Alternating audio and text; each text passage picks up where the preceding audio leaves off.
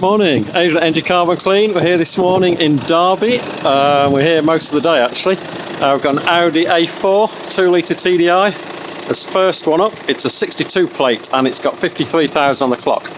Now the owner, no particular running issues with it, getting a little bit noisy given the age and the mileage, just wanted to get it cleaned up.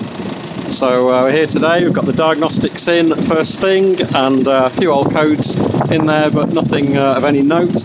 They've all cleared down apart from a antenna connection for the radio. That's the only active code left in it. In terms of all the live data, we've just been through that and it's all spot on. The EGR, the flow rate of gas through the EGR is fine.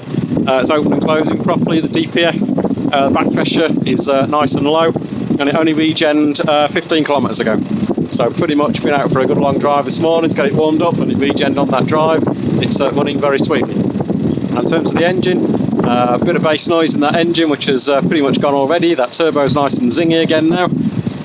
By the time we've done, it'll be nice and crisp sounding, nice and economical again. Get that response back, get it out nice and smooth and quiet.